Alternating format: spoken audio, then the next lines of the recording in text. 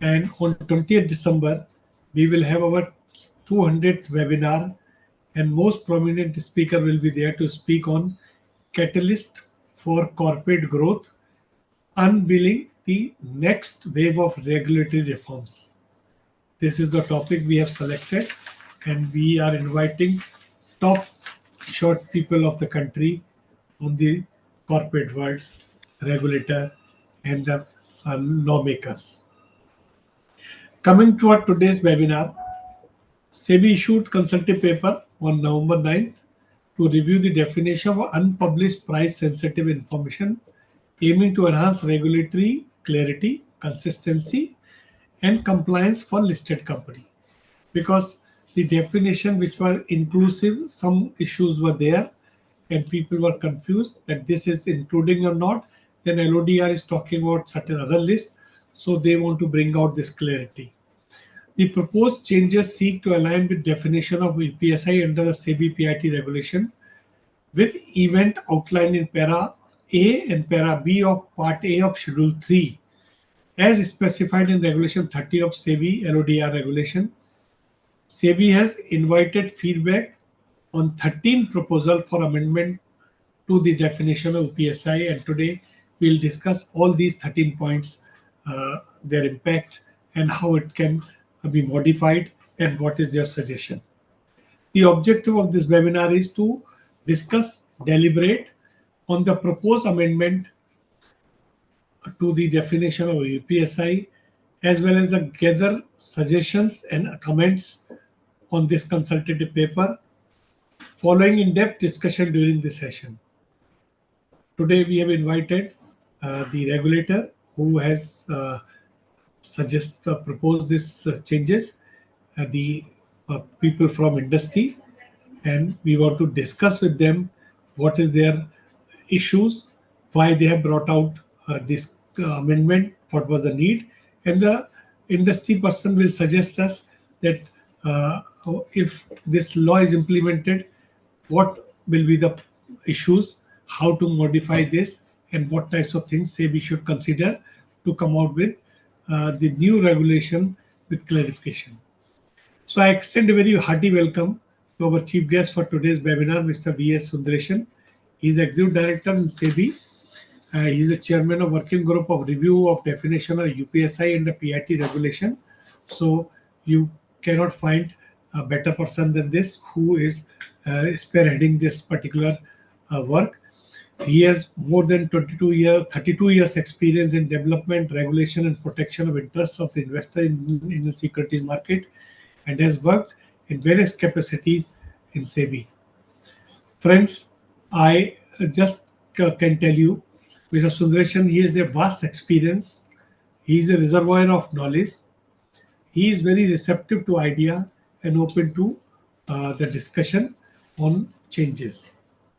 His style of knowing things and creating a knowledge is by giving knowledge to others and asking in return that what is new happening and what is the interpretation, and the openness is always his hallmark. He has given more than 350 lectures in India and abroad. So when I was telling that he is a reservoir of knowledge, he is really a very practical approach he has. I welcome you, sir. He is just joining. Then I extend a very hearty welcome to our other learned speaker, Mr. Sanjay C. Pura. He is a Chief General Manager in Integrated Surveillance Division of SEBI, who looks after this PIT related things.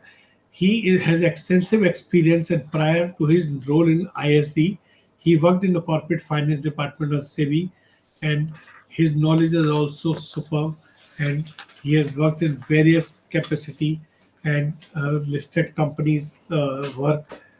He has done it extensively, and his knowledge will always be useful for all our participants. I welcome Sanjay ji for this program. Then we have Ms. Savitri Parekh. He has 29 years experience as a company secretary. Presently, she is working as a company secretary and compliance officer of Reliance Industry. He is the member of working group of review of definition of UPSI and PIT regulation. I welcome Savitri. Then we have Narayan Shankar. He is a vice president and company secretary in Mahindra and Mahindra Limited. He is member of working group of review of definition, and he has experience of more than 2 decades in secretarial compliance and listed entities. I welcome Narayan.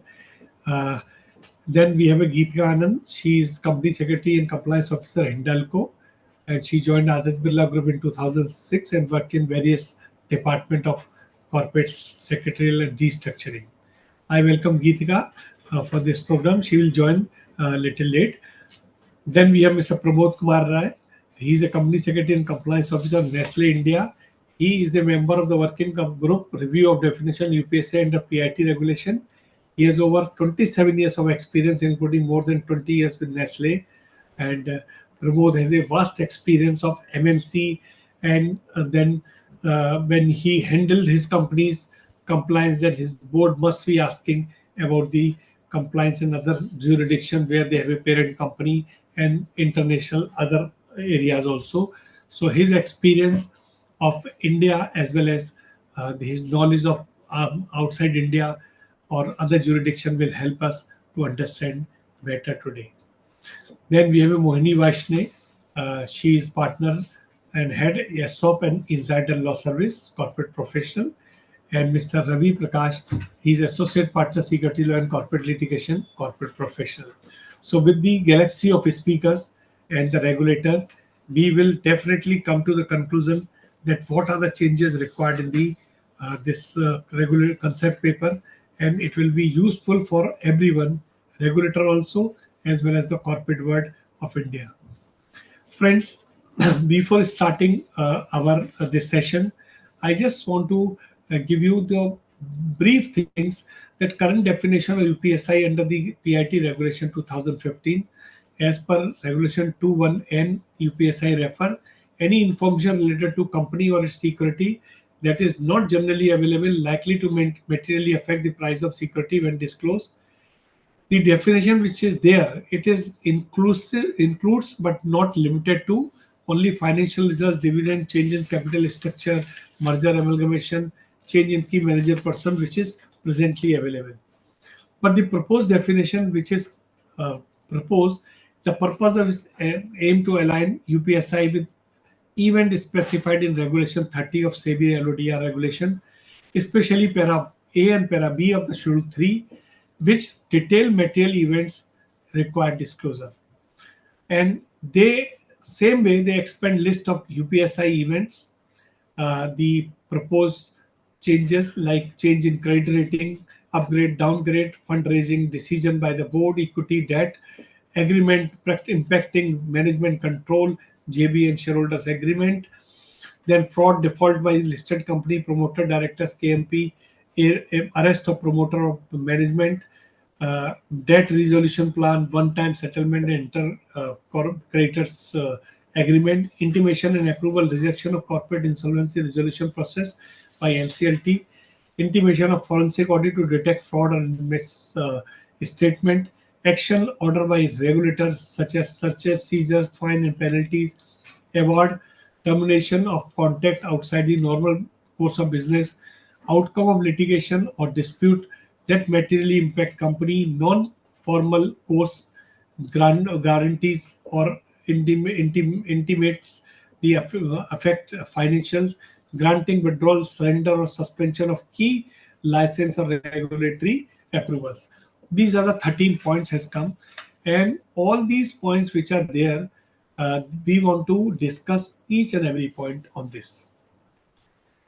Friends, the implication of the proposed changes enhance regulatory coverage. So one advantage will be there that a more comprehensive list of event ensure fewer gap in insider trading regulation, improve transparency. By doing this, transparency will improve, and it will align with the LODR facility, better market disclosure, forensic investor confidence, ease of doing business, clarification and definition, reduce compliance burden on listed company, balance trading window management, because adjustment to trading plan accommodate insider law, full trading, and then uh, these all things will combine and will create a better regulation and better definition.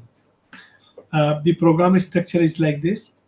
First, Mohini Vaishnav will give a brief overview of this consultative paper and how this will affect. Then Mr. Sundaresan will give his uh, address. Then Mr. Sanjay Pura will give his address, and then we'll do the peer panel discussion. And in panel discussion, we will discuss all these 13 points one by one and take the view. I have various questions also that we will discuss. Friends, before giving to Mohini, I just want to inform all of you our next webinar, that is on 20th November. It is on a very interesting topic, review of SME segment framework under ICDR and LODR regulation. SEBI has come out the concept paper to change in SME segment that we will discuss, and we will invite the various intermediaries and participants for this program. With this, I'll request Mohini to give her presentation and explain. Yeah. Good afternoon, everyone. So I'm sharing my screen to go through this, the new consultation paper.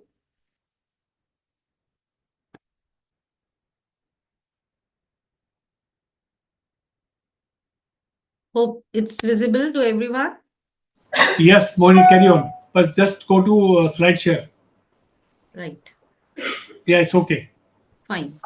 So before we go and discuss that what the consultation paper now contains with respect to this UPSI, first we understand that what is the journey of this UPSI over the period, because in 1992 this way back the PIT regulations came, and also this UPSI definition was first we introduced in the SEBI Act. So what the journey in since last so many years the UPSI has traveled. So the first is that what we call as UPSI, generally the worldwide, this is known as the material non-public information.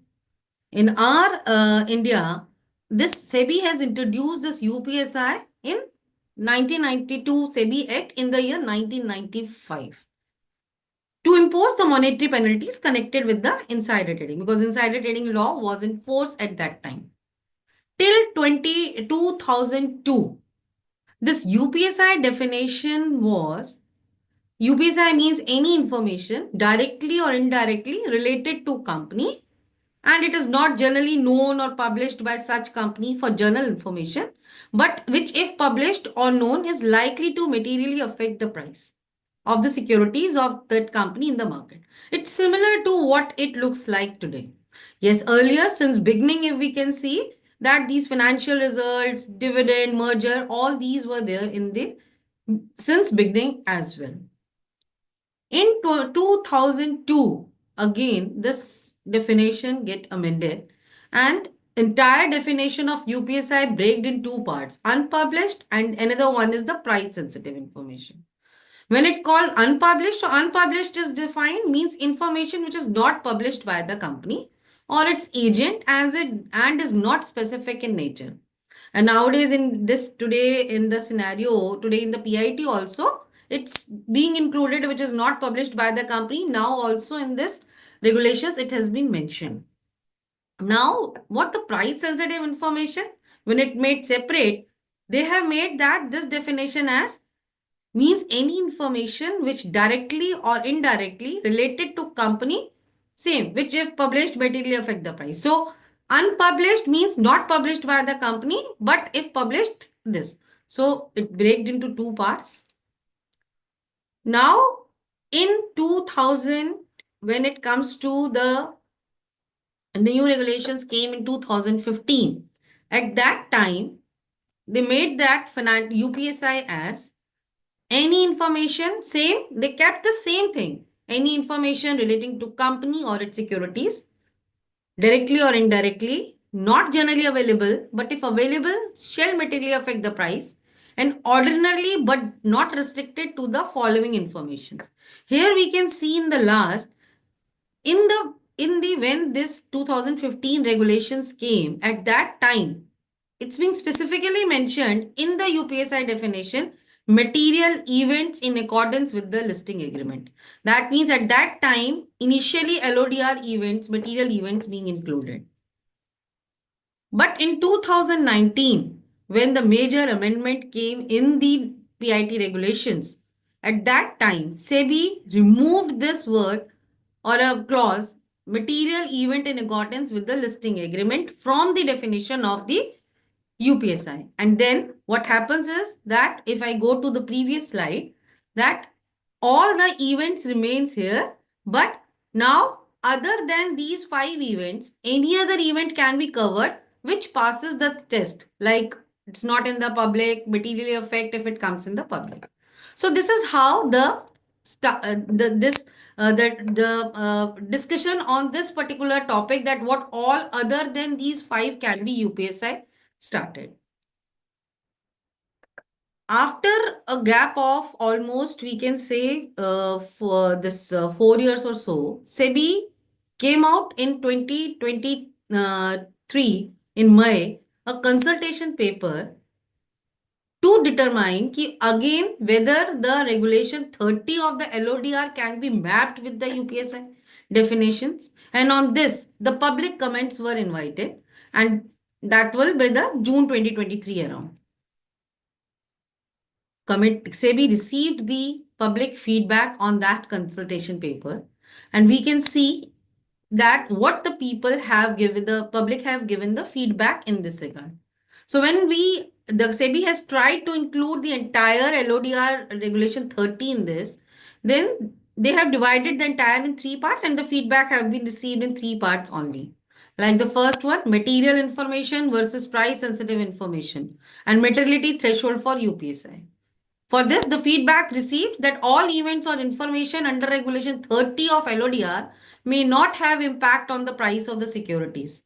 So, alternatively, expand list of events under current definition of UPSI instead of including complete Regulation 30. So, at that time in the feedback, it's being proposed by the public that instead of including the entire Regulation 30, just whatever the events which can materially affect, and in generally applicable on all the companies across, those events should be picked up, and that will be included in regulation in this UPSI definition. Also, SEBI has asked there in the previous consultation paper that whether if the list be increased or regulation 30 be introduced, then whether the enforcing compliances it become easy or it will become more complex. So then it will say the public have given the feedback that the compliance management will increase, because now instead of 5, instead of 10, it will be the more one. So whether it will be applicable on me as a company or not, again it will become a process and challenge, and the compliance management will increase, because we all are aware of that UPSI is not only that determination of UPSI is UPSI determination itself have many compliance. It gives origination to many compliances like trading window closure, SDD compliance, which all the listed companies need to maintain. Again, if it is a UPSI in nature, that event, we have to inform to the recipient of the information ki now it is a UPSI. So it gives rise to, when we determine an UPSI, it gives rise to many other compliances as well. So at that time, public said that it will increase the compliance management and that to come to the compliance officer. And another category, they have received that amend UPSI definition post notification of LODR amendment, because at that time LODR amendment of regulation 30 was not been there, and they are working on it. Now, based upon these reviews and the feedback received by SEBI again made a working group wherein they have very well aligned. The key points of given to this working group is that the working group was aligned to align the UPSI definition with events from para A and para B of part A schedule 3 of regulation 30 of LODR 2015, incorporating the public feedback received on previous consultation paper. So that is the first and the foremost key point before the working group to were to deliberate on the proposed events in the UPSI definition.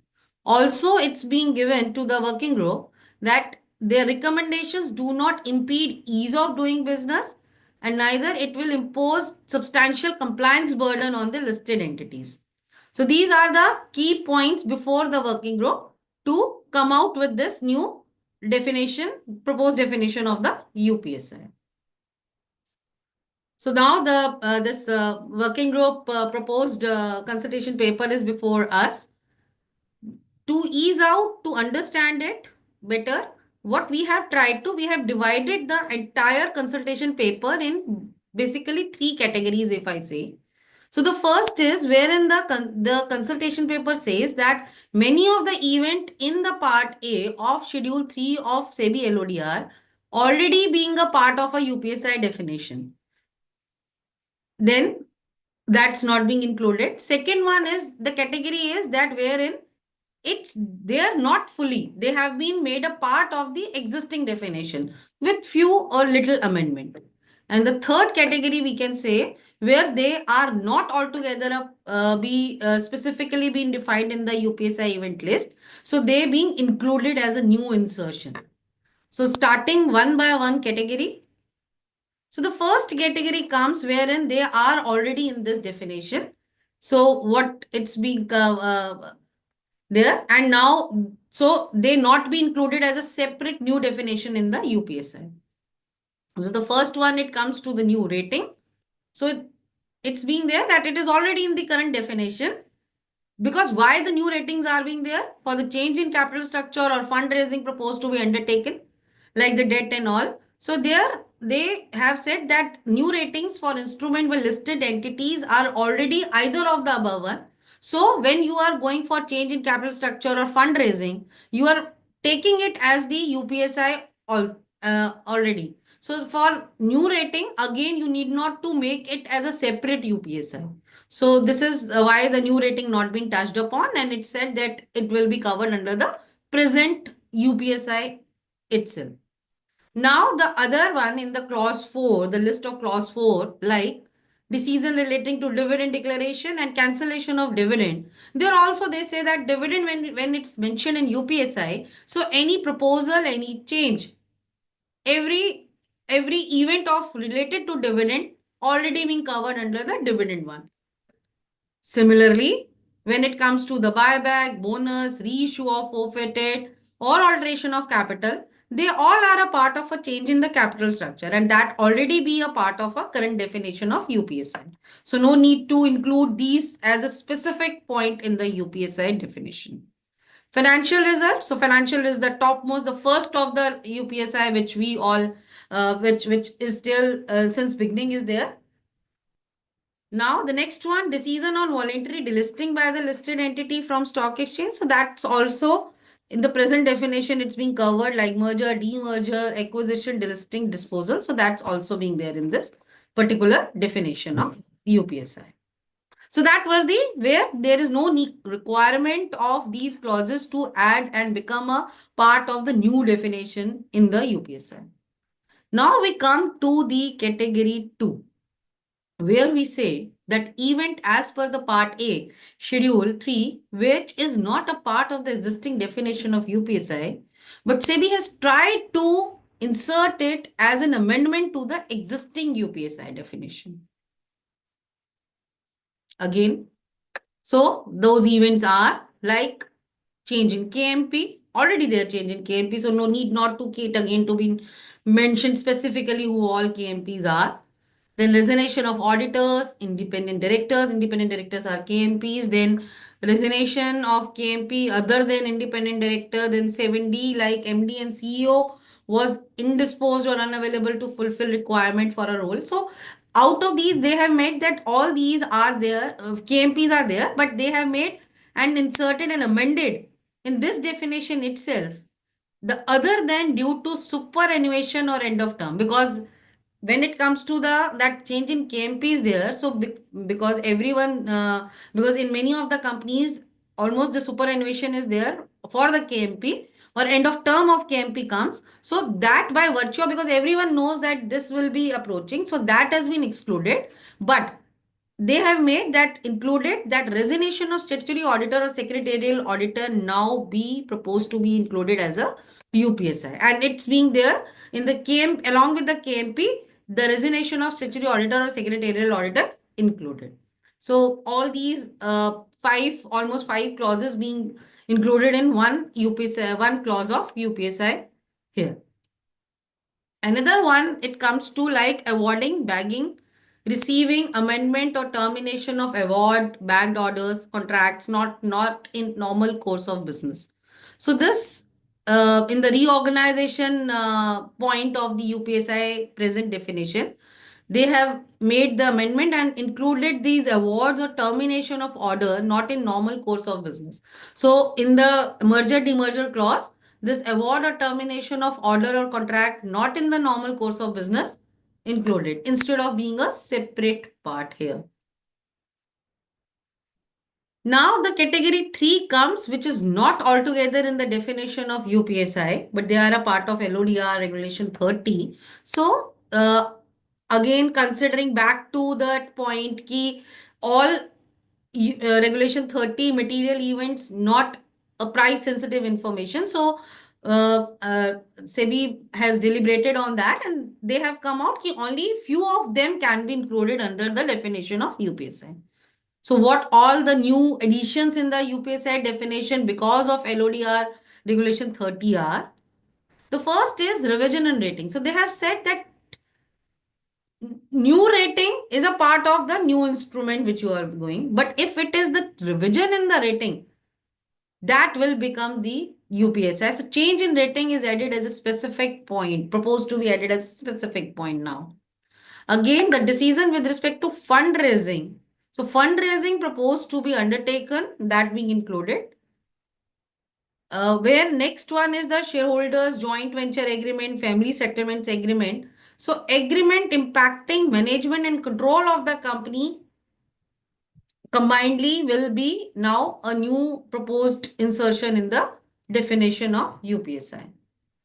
Similarly, if we move on for the clause 6, a fraud or default by KMP, promoter, director, SMP, or arrest of these, or the fraud or default by employees, which may have impact on listed entity. These two be combined and inserted as a new clause point, like fraud or default by a listed entity, the promoter, director, KMP, SMP, or subsidy or arrest of KMP, SMP, promoter, whether occurred within India or abroad. So that's included now. It's not the earlier a part of the definition. Next comes a resolution plan, restructuring loan borrowings, and one-time settlement with banks. So that's also now combined and be now the new clause will be resolution plan, restructuring, one-time settlement in relation to loan, borrowing from bank, financial institution. So next comes is winding up petitions or admission of application by the tribunal or rejection or withdrawal of it. So that's also now be the new insertion in the current definition of UPSI. Again, the next one, if I go by clause 17 of para A of LODR, initiation of forensic audit. So they have also included this now because it's being an important that if any forensic audit is started in the company, and we are seeing that the in the this online in the fintech sector, many of these audits by the RBI has been conducted. So reason of that that will going to impact materially to the prices of the company. So this is also being specifically now being included, like initiation of forensic audit. But there it's being mentioned that it's related to only misstatement in financial, misappropriation, siphoning or diversion of fund, and receipt of final forensic audit. So any other forensic audit other than these financials not being included till now, but yes, financial forensic audit is included now. Similarly, if we go by clause 19 of LODR with respect to action taken by the regulatory, statutory or judicial authorities against KMP or any order passed against those KMP, so it merged and made a clause here. This action initiated or order passed by statutory authorities, enforcement authority against entity, listed entity, KMP promoter in relation to listed entity. Again, it comes to like pendency of any litigation dispute, that being included as it is like the outcome of any litigation. That pendency is not included. Sorry, it's outcome only included, which may have an impact on the listed entity. They said that, but initial orders and litigations are not price sensitive as available in public domain. So outcome, because once ordered, there is a time gap of it. So that's being included in this. Next comes to next LODR point comes is like guarantee or indemnity or becoming a surety by whatever name called for any third party. So that's being included in the new definition now. And next one, granting, withdrawal, surrender, or cancellation of key licenses. So that's also now form a part of new proposed definition of UPSI. So what happens now after this proposed change, if comes, then the UPSI definition beginning remains the same. Where it's there that UPSI means the information which is related to any company or its shares not generally available to public and likely to materially affect the price of the shares. So these three tests remains the same. So this is not that now this 10 or 12, 13 or whatever the items it will appear now, that is only the UPSI. This test remain the same. These have been specifically mentioned to remove the ambiguity in the market. And now for the other, which is left from here, still for any information, the company has to judge, the management has to judge that whether the information not specifically being covered here, if that is passing these three tests, still that can form a part of UPSI. And to make it easy for that, what the how this ease out the process in the for the industry. So what will be that now it has become easier to determine whether an event qualifies an UPSI, because in past companies had difficult to judge if certain events were significant or not, and which led to some events being overlooked. And many of the cases, the company is not of the view that it is an UPSI for it, and SEBI or NSE has sending the this inspection letters in show cause notices to the companies that they have not treated as, that they show that they have entered and treated as a UPSI. So that will now be easier for the companies to qualify any information as a UPSI. Next one is now the compliance officer and the designated person recognize that even beyond financial matters can also qualify as UPSI. So this understanding will facilitate the compliance officer in more effectively managing the trading window. The reason being, once you recognize any information as a UPSI, then the people involved in that particular transaction, for them the trading window is closed. So if now the person is aware of ki, okay, that being there, so trading window is closed for me, so the compliance management for the compliance officer for the trading window will ease out. Due to confusion, the third one is that due to confusion, several events were not appropriately recorded in the structured digital database, leading to instances of non-compliances and issuance of notices. Now, these events will be diligently captured and ensure full compliance of entries in the SDD. And the last one, now the determination of events will become easier for designated person while making trading plans as well. So by this, this is the public consultation paper open for the public, and SEBI has invited the comments by 30th of November on this. Thanks. This is from my side. Over to you, sir. Okay, thank you very much, Mohini, for giving the crisps and the purposeful uh, of why the SEBI has come out with this. Now, it's a turn because Mohini has given the content, so the context is very clear to all of you. I now request Sundareshan sir, he has joined. We want to understand Sundarshan sir and Sanjay Parab both have joined. Welcome, both of you, sir. In your absence, we have given your introduction, the purpose of this law, and what you have achieved by changing this, and things which you think that this was needed and required. Over to you, Sundarshan sir. Good evening, Pawan, and I once again thank corporate professionals for organizing a seminar of this on this topic.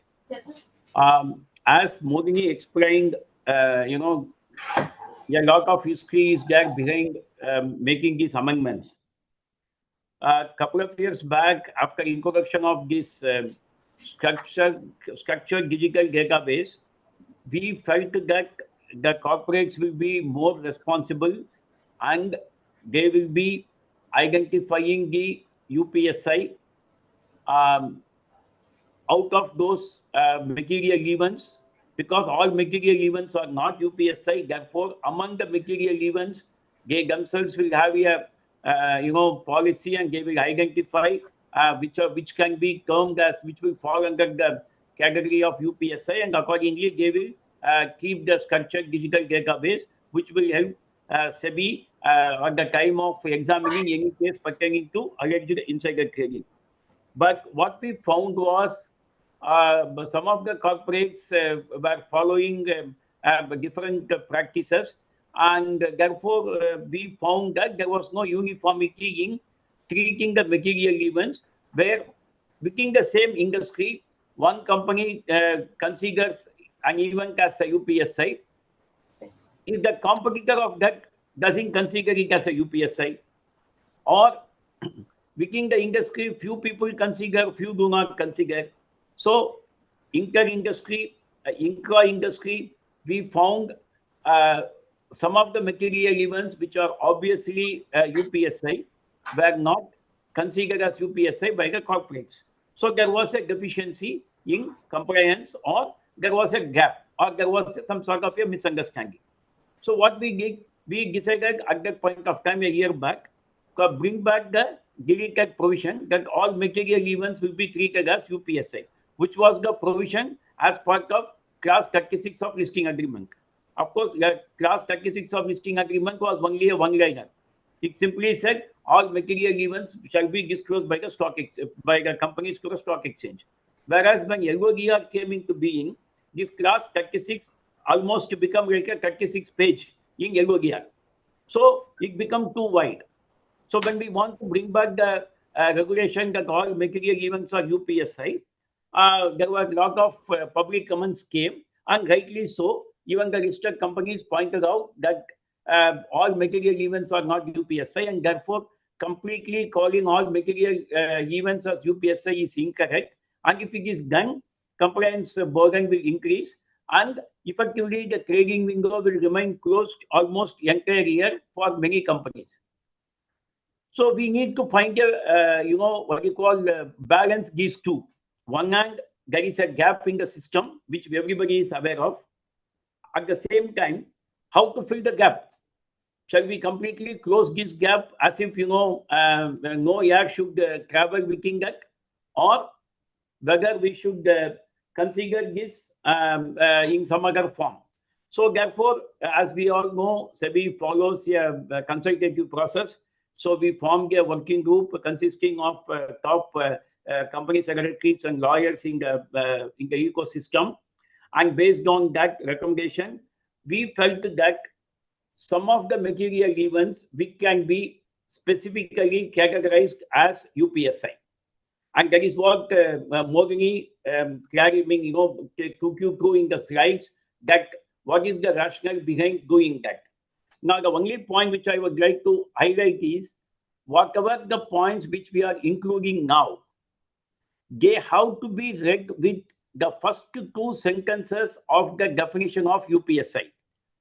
Unfortunately, the misconception which is carried is that the moment the word is included under UPSI definition, blindly people say at all circumstances that becomes UPSI.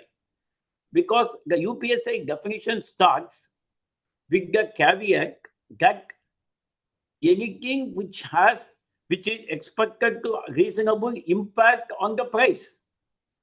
See, if the particular event does not have impact on the price, nobody is likely to make use of that information. Even if somebody makes use of it, neither he will be going to make money or illegal profit, nor he is going to avoid loss. So the question of allegation or suspicion of insider trading does not arise if there is no price impact.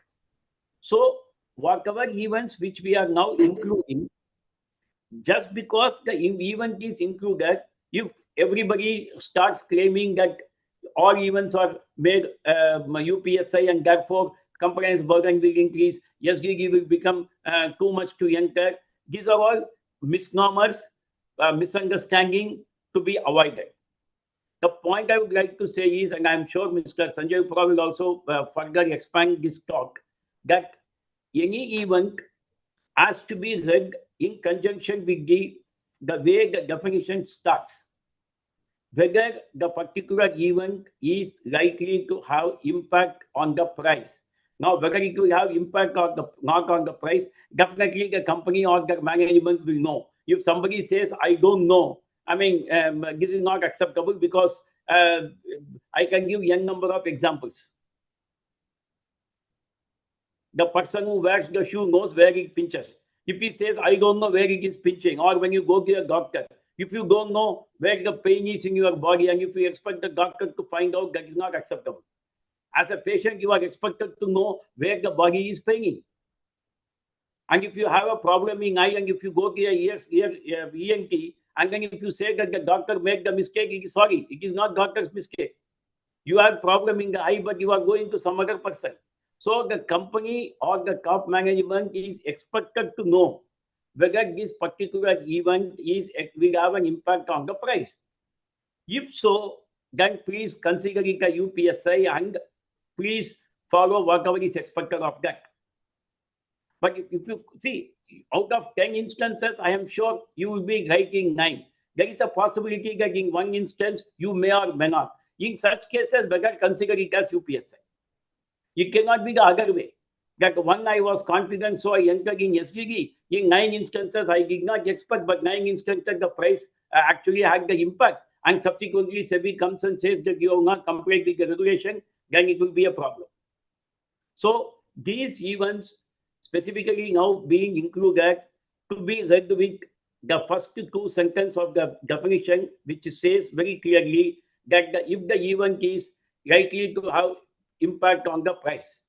So if it is so, please consider it as UPSI, and whatever is that to be complied with, please do so. We have completely gone through line by line of regulation 30.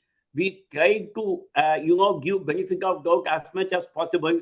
That is why we have now included 15 or 16 items from there. Yeah, if somebody goes through the regulation 30, there are n number of items. We do not want to burden the increased compliance burden. We don't want to make this regulation more and more prescriptive. We want this UPSI definition to be principle-based. We are only giving some sort of indicator that these are all likely to have impact on the price. Please evaluate at your level. If you feel it will have impact, please consider it as a UPSI. That is what I would like to say at the beginning. And I'm sure Mr. Sanjay Pura will add some more to the thought process, because he was also part of this process when we came with the discussion paper. And I'm sure the questions will come from the participants. Whatever best possible, we will clarify so that we are all on the same page. Thank you, Pawan, once again, and the corporate professional for giving me this opportunity and conducting this program. Thank you very much, sir. Thank you. As usual, you are very crisp and you have given the basic purpose. And the most important message which you have given, that the definition part is very important. When you read certain things, you must see the impact on price. Now, various people are confused. The 100 rupees penalty now I have to report. So the question is whether you can see that 100 rupees penalty can impact any price. So that is one message. Now, because Mr. Sundaresan was heading this committee, so he has given his point of view. And now I'll request Mr. Sanjay Pura. He is in this department, and he is aware that what types of problem the companies or the people are facing, or the regulator is facing. So I'll request Sanjay sir to give his address to all the participants. Good evening. Good evening. Thank you, Mr. Pawan Vijay, and thank you, corporate professionals, for giving me an opportunity to address all of you. It's a very important subject matter which we have today, for which we have put and published a consultation paper. And Mr. Sundaresan sir has very eloquently summed up what are our expectations and what were the concerns while we were drafting this paper, and what are our outcomes which were expected. So as usual, as you have said, Mr. Vijay, he has been very crisp and to the point. So I don't have too much to add to what he has already said. Just a couple of thoughts from my side, and then maybe we can go ahead with the program. And if there are any queries or questions, we can take that and address some of the concerns which the industry professionals may have while they would be implementing the ideas which we have, or the principles of the regulation. See, we had aimed to bring out more regulatory clarity, certainty, and uniformity in compliances, because from experiences we saw that there was a distinct lack of consistency in how the different provisions of the regulations were administered. So this led to some degree of uncertainty and confusion in the market, and we thought it is a time that we bring more clarity, because unless there's clarity and consistency, we end up wasting resources of everyone in the ecosystem. So we thought we'll broaden the ambit of events and make it very clear what are the events which we thought could affect the stock prices. Where do we think we need to have a much more rationalization, and where can we take something sort of the definition under the LODR? What we are very mindful of is if there are any excessive disclosures, then investors and market participants alike would get confused. Because if there's much more overload of information, there'll be more confusion, and the critical and the crucial details would get missed out. So we are mindful, very mindful of that. As much as we are mindful that we need to facilitate business activities also, we don't want to add to the compliance burden. Anything which increases the compliance burden and compliance management makes the system on the whole very inefficient. It ties up resources of everyone, when time could be better spent in having business outcomes rather than going for more regulatory compliances which would not add value across the market. So we have tried to have a principle-based regulation here. And as you have also rightly said, the principles remain unchanged. Anything which materially impacts the stock price is something which we should be taking into the definition or in the list of indicators where we feel would be coming within the broad ambit of UPSI. And this was borne out because we had done a short study for 2 years where we saw that companies were not actually including events which we thought should be coming in the meaning of UPSI. For example, as we have brought out in our study, 227 press releases were categorized as UPSI by the company. Out of that, only 18 were categorized, or only 8% were categorized as UPSI, and we took a 2% threshold in the price. So you see, we had a very substantial threshold of 2%, and even then, when the study showed that not many events were categorized, and the impression which we were getting is companies were only seeing the events which were explicitly indicated in our regulations. So it was becoming more of a prescriptive and a rule-based interpretation rather than a principle-based, which we wanted the companies to take forward. That is the reason why we thought let us have a consultation paper. It will show the expectations of the regulator.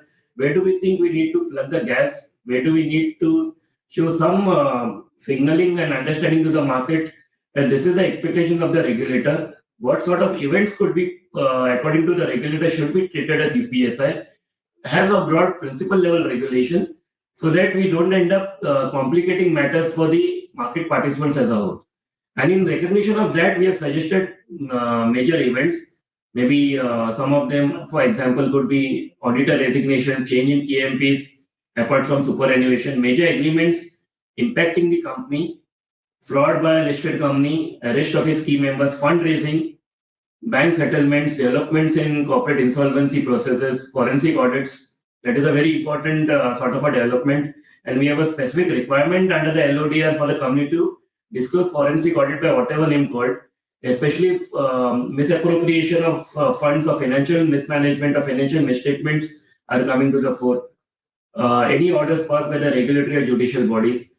So each of these events we have tried in the consultation paper to give some language and thought process to it. Why do we feel it should be included? And we would welcome any suggestions, we would any additions or inclusions. We are aware that there will be practical challenges. So if the market feels that the regulation and the wording should be more tightened, more prescriptive, even within these broad indicators, we welcome it. So that is the reason why we have put this consultation paper on the website. We just request you to apply your mind wholeheartedly to it and give us some very specific recommendations where we feel or where we feel you all should be contributing as professionals, so that we can make regulations which do not leave much to the imagination. It will be very clear and crystal clear as to what are the expectations, and we don't end up too much in litigation or in interpretation. So that is the broad purpose of this consultation paper. We still have 1 week for the comments to come out. So we would request you and your team to get back to us if there's anything more specific you want us to clarify, so that we develop this healthy markets and make sure we don't have too much of insider trading violations which affect the market integrity as well. So that is what I had to say. So thank you so much once again, and we'll be glad to take any questions or clarify any matters. Sundaresan sir is obviously has been a big part of the decision-making process. He's always been helpful and mentoring us toward his insider trading regulations. So obviously he'll always be there, and in this forum, I thank him also for helping me out and coming on this forum. So thank you, sir. And I think it's back to you, Mr. Vijay, and we'll continue the proceedings. Thank you very much, Sanjay. Thank you very much for giving and the things behind this and why you have brought out. So Sudarshan sir and you have explicitly clearly mentioned. Now it's a turn to the corporate that this is the proposal from the regulator side. Now how we want to take it up. That's another point. So today it's a time to all of us that we can suggest changes so it can come out in a better law, and it can be a ease of doing business can work out. So what I'll do now, there are 13 points in this, and we have Savitri Parikh with us, Pramod Rai is with us, and Ravi and Mohini is there. Other people, Narayan and Geetika will join. So I'll request Savitri and Pramod because the law is there. Before going to this, what I'll do, I'll start using each and every clauses which they are talking and what are the important. Before this, I just request the Savitri or Pramod, just a few minutes, you can give your overview on this. So I'll start with Savitri because Savitri is giving another lecture. She has come out in between. So Savitri, can you just tell us your take on this and what are the changes you think it is required? So, good evening, Pawan. Happy to be addressing the participants on this very important topic on UPSI. As was also mentioned very beautifully by Mr. Sundareshan as well as by Mr. Sanjay Purav, it's the definition in any case continues. So it's only that if I may use the term, the illustrations, statutory illustrations, which are going to be expanded. The scope of the statutory illustration is getting expanded. Now, this does not mean that you need to make more entries in the SDD, but what is important is you need to see as to whether something is likely to have an effect on the price. And the basic principles, therefore, continue as before. And based on that, the entry in the SDD and the rest of it would be required to be made. So coming back, the basic question, therefore, would be, how does one know whether something is likely to have an impact on the price? That, as Mr. Sundareshan rightly said, the company certainly would know. So what is important is at the stage of creation of UPSI, of course, the million-dollar question here is, when does UPSI get created? But people in the corporate are fully aware that it gets created when there is some reasonable expectation of fructifying a transaction. So that's the stage when you would be seeing as to how material it is. Just to give an example, if let's say there is a transaction of 10% shares being acquired in another entity, but the paid up capital of that other entity is, let's say, 2 crores. And you're actually going to be acquiring shares of a value of 20 lakhs, even if it's at a premium. If that amount is not substantial for a company which is making this investment, let's say that company which is making investment as a turnover of 2,000 crores, then in that case, this amount will not be substantial, and the company knows that this cannot be treated as an unpublished price sensitive information unless there's a huge strategic benefit which you would derive from it. What's important is, if you feel that the transaction is not really material, please ensure that your marketing is also taken into confidence and you speak to them, because you cannot have a media release which says to the contrary. That's all that I would like to state in my opening remarks. Over to you, Pawan. Pleasure to be addressing. Yeah. Thank you, Savitri, very much. You have given your point. Now, Pramod, you just give, so then I will start question answer. Yeah, Pramod. Thanks, Pawanji, and corporate professionals, first of all, for providing this opportunity to share my thoughts on this important development. Madam Savitri and other esteemed panelists have already dwelled upon finer aspects of the proposed changes. Before I make a formal comment, let's keep in mind the aspects that SEBI looks into and what companies should look into. SEBI always, right from the beginning, always stresses on transparency, clarity, certainty, uniformity of compliance. There should not be any ambiguity in the regulatory requirements. Also, they have promoted to a large extent the self-regulation. But at the same time, they have gone for stricter enforcement of regulatory framework to protect the public shareholders at large. With this, I think what companies today, it is no longer sufficient to follow formal requirements of the law now. And the companies are looking to adopt a forward-looking approach to governance. They have to consider substance over form and potential consequences of their actions. And lastly, they must carefully balance the interest of business with those of public shareholders. This will ensure long-term success and also compliance. As Savitri Madam rightly said, company will definitely know. The best thing that has been done is all the points that has been picked up for amendment in the definition. Although definition is still inclusive, but on illustrative basis, some of the points which have been picked up is from Regulation 30 and Para A and Para B of Part A of the regulation of the schedule. So most of these companies would have already settled with the SOPs with regard to Regulation 30, and there are awareness sessions that has. So companies already must have a process in place to identify these events or material events or information.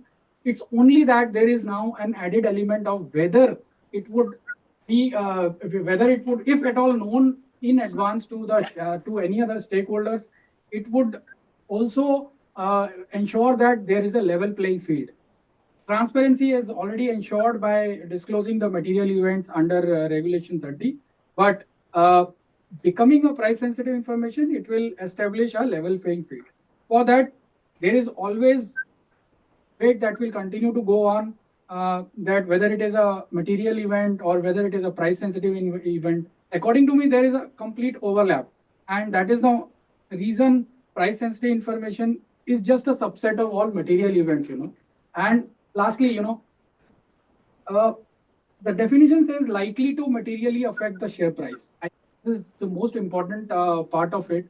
And if at all there is a need for trading window closure, if there is at all any need for entry into the structured database, each and every company would need to decide the materiality. It will automatically not lead to an assumption of the information-based price sensitive. It will depend upon the facts and circumstances of each case. Lastly, what will happen is actually these events are otherwise also required to be informed to the stock exchange within 12 hours or 24 hours in any case. So if at all any material event or information which is considered as UPSI, it is either it has a shelf life of only 20 or 12 hours or 24 hours if you see, and all the corporates are required to bridge that gap, ensure that this information which is material event or information really does impact the share price, and it is a reportable event under Part A or Part B. So there is already very established norms, and I think this is a welcome move by SEBI to incorporate certain more events because of the instances that Mr. Purao and Mr. Sundaresan had already illustrated. And only we need to ensure that we have a defined SOPs, extended SOPs for being a UPSI. We need to have more awareness sessions for the directors and KMPs. And also in case of interpretation, nowadays, all the regulatory authorities, including SEBI, stock exchanges, they're all very amenable to any suggestions, and any areas of interpretation can be always clarified from there. I would stop there, and Pavanji, over to you.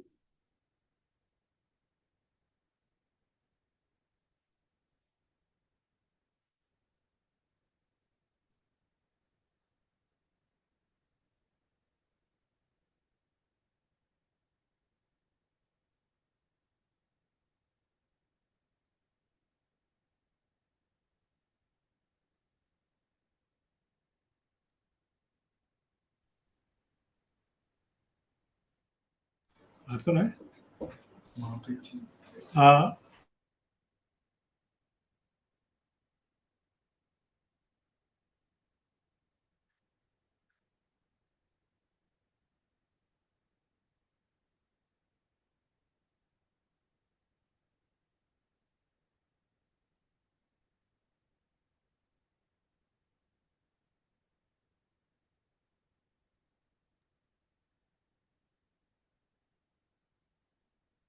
I think there is some technical error at Sir part. yeah, some problems. So now let me just start with this. I'm on the other system. So what we'll do, we will start all 13 questions. So first question, I will start with this, the question related to credit rating. So my view is that they are saying credit rating, if you are getting up and down, you have to inform. So one question is this, that one question I have received, that if the normal rating is there, the rating is retained, then what is the need of informing? Only up and down, then you can inform. So what is your view, Savitri? And then last I will ask Sanjay sir and Sundaresh sir. Yeah. So let me give my views on credit rating. Credit rating, there could be three possibilities. One, your credit rating may just get reaffirmed and the same rating is retained.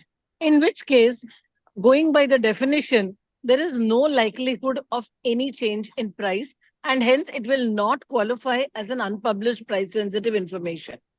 The second possibility is when the credit rating goes down. In that case, there is certainly a possibility of the price getting affected. And what needs to be then seen is, whether it is only a change of sign, what actually is the reason as to why it's going down. Based on that, sensitivity test will have to be run. There's also a possibility of the credit rating going up 1 or 2 notches, in which case that's a positive sign. There is a possibility of the price going up because of that.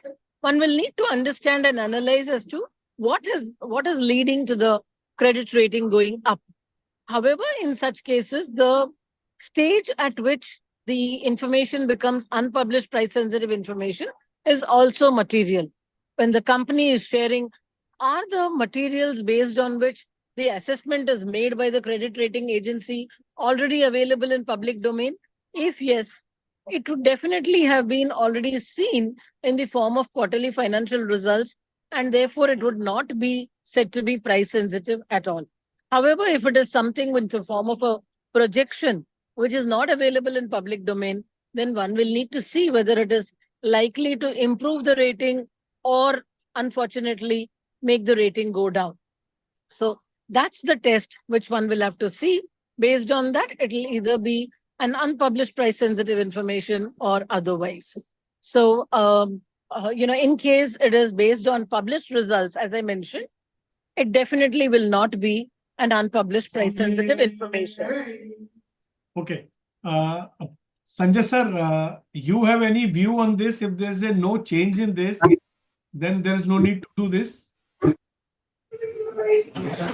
No, I think what we have proposed as part of the consultation paper is only new ratings or revision in ratings. So only if there is a change in rating, we propose to include that part of it. If the ratings are remaining the same, then we are not intending to include that in our UPSI illustrative list. Okay. Okay. So now this is clarity that in case there is a change in rating up and down, you inform, and the rating is remain, you should not inform. Right. No? Okay. Okay. So any Pramod, you are agreeing on this? Yes, indeed. I fully agree with Mr. Parao and Savitri Madam's comments. In fact, the most important thing is whether the perceived risk and valuation is affected. And within the company, the company always knows. For example, if there are increased cash flows, if there are prepayments that has been done for the loans or bonds that has been issued, or there are defaults in the loans, company already does know, and rating agencies do evaluate basis the material information which is in place. If that material information is already in the public domain, then it will not be constituting as UPSI. But otherwise, if it is being done on the day the rating is either upgraded or downgraded, it will be a published price sensitive information. Okay. Okay. So, Moni, can we move? Yeah. Now, next is one question has come on this issue, but all the compliance applicable to UPSI will be applicable to change of rating. When do we close the trading window for this? Moni, can you give answer? As soon as in the company you come to know that your rating is changed. So as soon as the rating agency send you over the mail or communicate to you, that become a point of UPSI for you. And at that time, the trading window should be closed for those persons who are aware of this information. Okay. Okay. Okay. Next, we are going to the next questions. That is out of 13. That is includes fundraising proposal to be undertaken in the definition of UPSI from clause 4 of para A of schedule 3 of LODR. Now here the question is that we are any fundraising. So should we, because sometimes majority companies are raising high fund, but the question is, it's a equity or debt? Because somebody has asked this question that debt should not included, number one. I'm not agreeing on this. But the point is that they are saying NBFC and bank, which are raising fund debt through debt instrument, private placement for such criteria, whether that particular thing should included or not, because financial entity like NBFC banks, ordinary course of business, they raise the fund and issuance of debt instrument, the frequent basis, example, once every 1 and 2 months, as it acts as a working capital for the business. So should we exclude them? Sanjay sir, what is your view?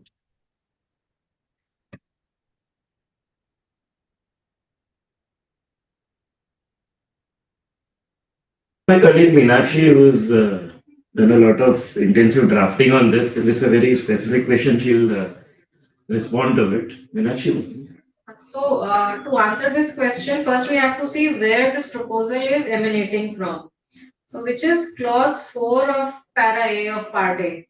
Yeah, Option schedule 3. 3. Yeah. Right. So, it is first test is one which you have taken to any fundraising proposal that you have taken to the board. Clause 4 says you have to disclose outcome of the meetings of the board of directors. So, Okay. this is where we picked up this item from.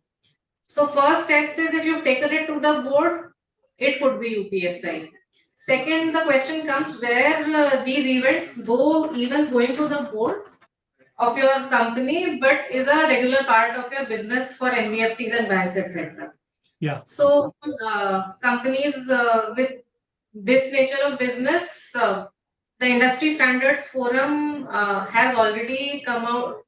One is in the certain amendments are Mr. Pawan is also part of ISA. We would throw more light on the exemptions that have been provided to companies where fundraising is in the normal course of business.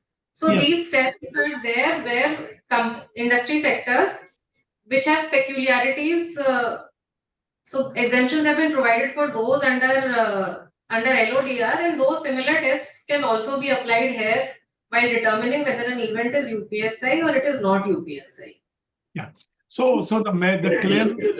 In addition to that, as we have been saying, if it's a part of your normal fundraising for a bank or an FI, NBFC, then it's not likely to materially impact, because even the market will know that is your day-to-day routine activity of raising capital.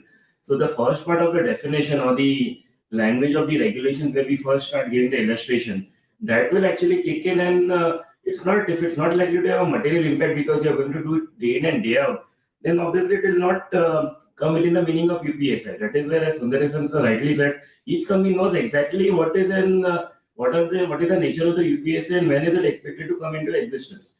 So each company and its board will take into account the peculiarities of the situation and accordingly decide whether this will come within the meaning of UPSI, warranting a disclosure in the SDD or some or additional obligations like closure of trading window, etc.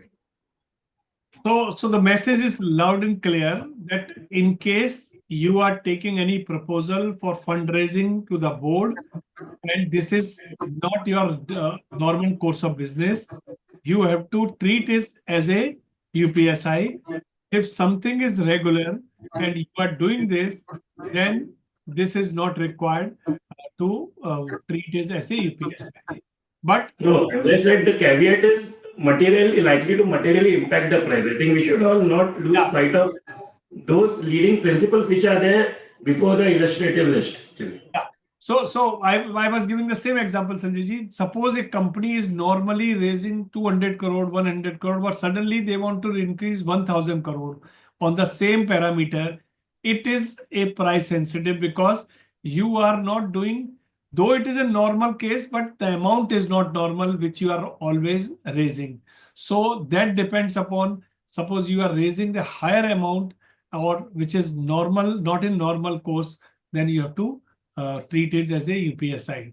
Remaining thing, which is every time you are raising 50 crore for your working capital or other things, that may be not UPSI. Okay. Now, third question is that clause 5 of 5A of para 1, para A of part A of schedule 3 agreements. Agreements by whatever names called impacting the management and control of the companies in the definition of UPSI. Now, this particular thing, some questions have come, some issues have come that this is little bit vague. So what is the vagueness in this? Pramod, can you just tell? Then Ravi, you can also suggest me, and Savitri. So what is vagueness in this? Pramod, you can. I think there are two aspects to it. One is it is under para A of part A of the schedule 3, wherein there are certain thresholds which are inbuilt in the document itself. In the what is the acquisition that would be considered. So it brings little bit of subjectivity. However, according to me, if it is in the knowledge of the company knows that agreement would change the management or will anyway impact the management or control of the company. Also, management and control or management or control, I leave it to SEBI and the draftsman to decide that. But if it is management and control as it is right now defined, it is very narrow and it can be easily managed.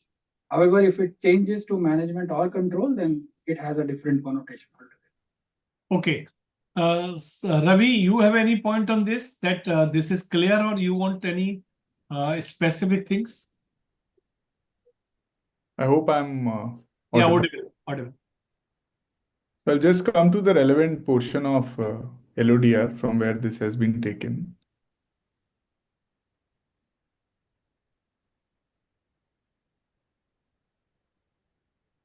You see that this is coming from clause 5 and 5A of para A of part A of schedule 3.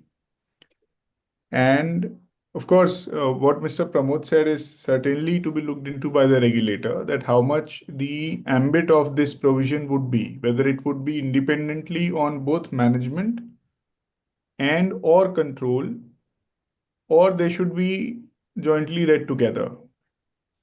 I feel that they can be independent of each other. Control could independently be material, and the management could also be. So therefore, to that extent, I'm in sync with what Mr. Pramod has said. The another thing which needs to be seen from this is that this also includes joint ventures and any other sort of arrangement that the promoters or related parties or directors or KMPs may enter to provide for any specific control or management of a division. So let's say in a company, there are certain divisions which are, and some of them would be more important than the others. And if those undertakings are even, agreed upon to be cornered to a particular faction, that also needs to be seen whether that would tantamount to change in control or not, because listed entities do not exist in silos. They exist in structure of conglomerates. So that is the additional suggestion, sir. Okay, there is one question. When will be the agreement currently proposed to be classified as UPSI? Moini, can you just tell? So there is a stages when an agreement process comes in the when it's being discussed in the company.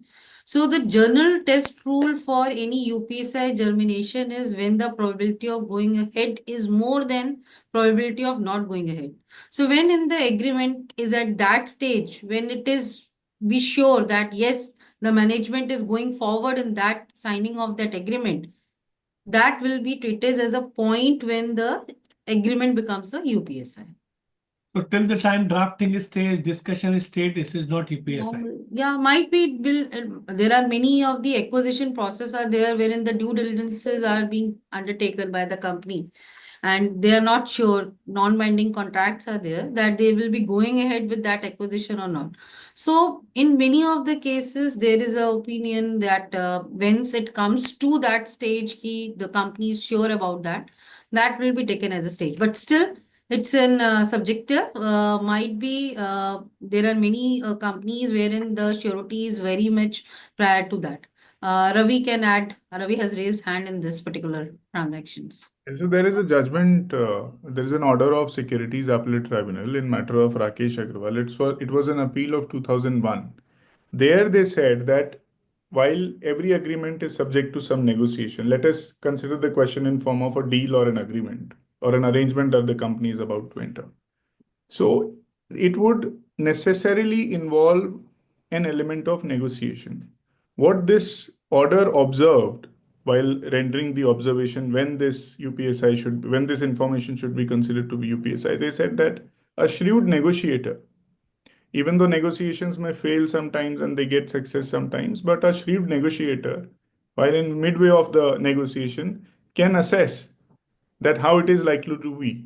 And then later on in Pranshu Bhutra and the line of cases that SEBI decided, which is recently in last 3-4 years, they gave this test which Moini ma'am told. They propounded the test of reasonable, which is a reasonable yardstick test, when the chances of the transaction going forward successfully increases than the chances of transaction not going forward.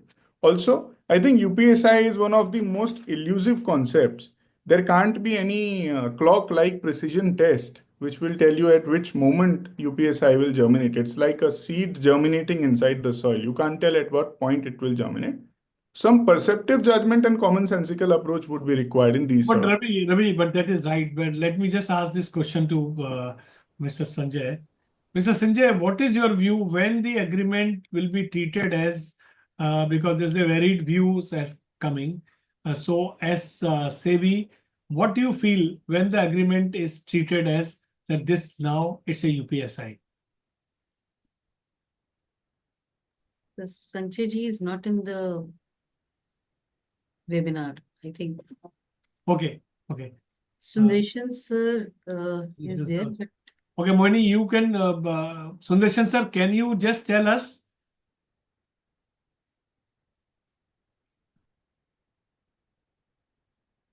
Okay, I think Mr. Sanjay sir, has dropped out. So let me just take the another question. I'll come back to him again when he joins. Now, another thing is fraud and or defaults.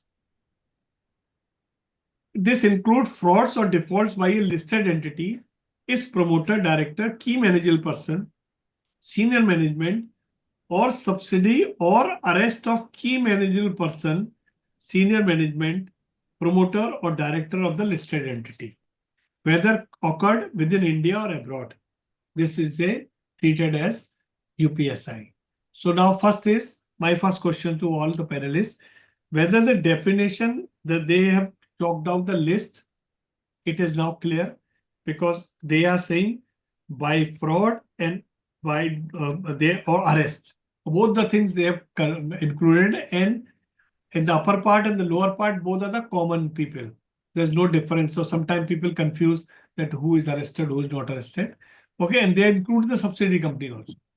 So first of all, any confusion, and second is any issue in this, because sometimes people are arrested on a wrong premises. People are arrested because of so any view. Pramod, you have any view? Suppose this applies to this problem has come as a consultant to you, and people are asking you what you will advise them. Thanks for asking this question. Actually, this is a very difficult area. But as far as company is concerned, there is a clear guideline that we have given is at the time when this event occurs, we have to ensure that there is a proper disclosure, because these are the activities of fraudulent activities of a significant nature, which could either result into a financial loss or a legal liabilities or penalties, or it is adversely affecting the company's valuation or investor sentiment. I think it is a judgment call. The definitions are already given. Fraud or default definition is already there. When company need to treat it as UPSI, if at all it is material, it will materially affect the share price is at the time of occurrence of the event and when company knows about. Okay, okay. Moini, you have any view? Or Ravi, you have any view? Yeah. See, fraud also exists under IPC. A common citizen of the country, or may not be a citizen of the country, may file for case of fraud against anybody if he feels that he has been aggrieved of a fraud. Merely filing of a case, in my opinion, and because it could be done by private parties, should not become the event of categorizing it as UPSI. It has to be on the contrary side. If you see, if a determination is given by a regulator, let's suppose an investigation is launched based on a complaint that is received by a regulator, and they are investigating whether there is a fraud or not. Even at that point, I have my own views that it may not be a fraud, because that's only a fact-finding exercise. That's not a determinative exercise that a regulator has done.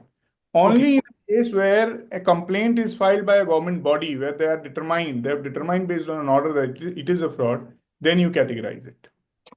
Okay. Sanjay ji, you have come back. Now the question is that the definition fraud or defaults, and then arrest. Arrest is clear, but fraud or a defaults is a subjective term. Subjective in that sense, what is default? Whether it's a material default we are talking, or any type of default. Fraud, it has concluded on somewhere, or just as somebody has filed, or serious fraud has sent a notice to you, or some forensic audit is taking place and their report has come, which is not in public, which is not on the board, but something has come out. So when will you treat as this fraud and default? So, Pavanji, as you mentioned several events, so they are Yeah. all very different in nature. I Yes. think the basic test that we need to apply in this is that a fraud should have been established to have been done. And as has been emphasized by all speakers before me, is that the company would know whether. So, in theory, it is very difficult to prescribe a bright line test that when X has occurred, then I will say that a fraud has occurred. But then, depending on the scenario, when the company, depending on what nature of the fraud is, the company would know whether when this information becomes public, whether it will impact the price or not. Okay. So, had that not been the case, people would not indulge in insider trading at all. Okay. It is because people have a reasonable assessment. Are they doing this? And what about the default? So default, we'll have to see at what point of time it will be. It should ideally be classified. We'll consider, probably given on the public feedback, we'll consider issuing FAQs, either a guidance note through the industry standards forum or otherwise through our frequently asked questions. If there is a general perception that determining defaults would be an issue. So we might come out with a clarification if the public feels one is required. Because sometimes what is happening, I have issued a check of say 1,000 rupees and it has dishonored because of, and there is a 138 section 138 default. Right. So and that may be technical error, some mistake, something. So the materiality concept has to be check in, or some corrective measures are also required, or sometime because of technical glitches it has happened, maybe 5 crore rupees check has dishonored, but you have immediately next day you have settled down. So Right. this default is occurred or default is rectified, or it should be continue. That is a question. So one more thing, in the regulation 30 itself in clause 6, they have defined for this because we are taking this definition, this fraud from the regulation 30 only. So if we read in that LODR itself, fraud being defined as the fraud as under regulation 21C of FUTP. And for default, there it's being mentioned that default shall mean a non-payment of interest or principal amount in full on the date when the debt has become due and payable. So I think we can take that also as a base when we consider this fraud and default in UPSI. Okay. Okay. So now I have received 13 more questions other than 10, 20. So now I'll request all the participants to be very crisp. And second is the people are asking not only these illustrative list of 13, but they are asking some other question related to SDD, window closing, another thing on connected to this. So we have to address that also. So now next is where there is no issue, I will not ask you question. And Sanjay ji and your team, if anything you want to communicate where there is no issue, we can you can just raise your hand so I can ask you. Now, change in KMP, resignation of statutory auditor. That is, they are saying change in key managerial person other than due to superannuation or end of the term, and resignation of a statutory auditor or secretarial auditor. That is change in KMP. I think that is that treated as UPSI, because now the change of these people is a it's a red signal that something is happening in the company. So is it any issue in this, or we can move? Okay. Next is resolution plan restructuring one-time settlement. Resolution plan one-time settlement in relation to loan borrowing from banks, financial institution in the definition of UPSI. I think that is also clear. Anybody has any different view? Please tell us.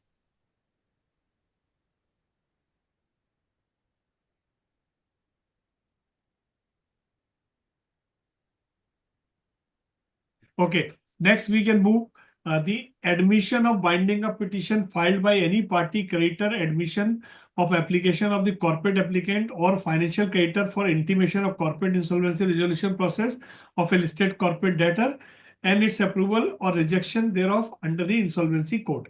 So they are saying admission. So sometimes you are filing case, but court is admitting or not, that's a question. So here is very clearly they mention admission of binding up or admission of the IBC proceedings. So admission is a conclusive evidence when this you have to inform. Yeah. Any view on anybody?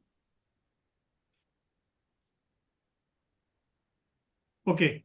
Next is initiative of forensic audit by whatever name called by company or its other entity for detecting misstatement in financial misappropriation, ciphering of funds, and receipt of final forensic audit report. Now, this is a issue where lots of confusion is there. So, Pramod, you have any view on this? Then I will go to Mohini and Ravi. But short, because lots of questions are there. Yes, I think it's a valid inclusion in the definition of UPSI. Because it will definitely highlight significant irregularities in the internal controls and the financial report that can directly erode shareholders' interest. So according to me, it's a valid inclusion. However, there has to be some SOPs within the company in terms of the judgment that what would constitute an event which will materially affect the share price. Although it is a material event, but when it comes to taking it as a UPSI and entering into SDD and closing the trading window, etc., it need to be evaluated on case-to-case basis. There is no right or wrong answer for this, and it is the business judgment that has to be taken within the company. Okay, Ravi, you have any view on this?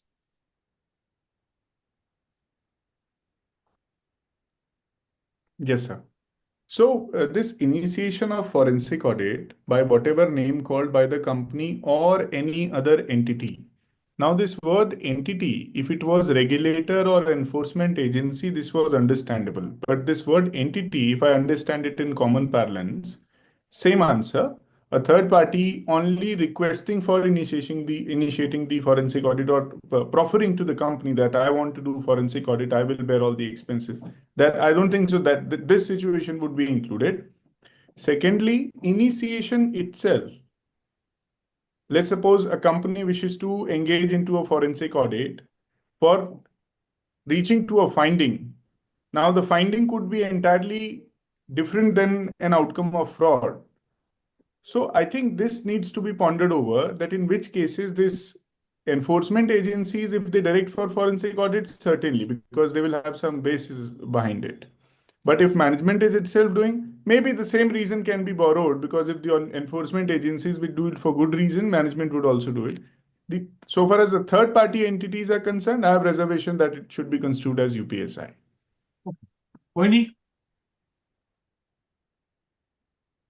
When it comes to the fraud, so in the inclusion, they have made it like it is for the financial or misappropriation. So they have tried to restrict it to financials, but the test is there still that any forensic audit, if we read with that, if it is for the whether it's the information of the company and it can be materially affect the price. So any forensic audit, if passes that 3 tests, so that I think not only restrict to this, any forensic audit, if it is important, initiation of that, from that very date, it becomes a UPSI.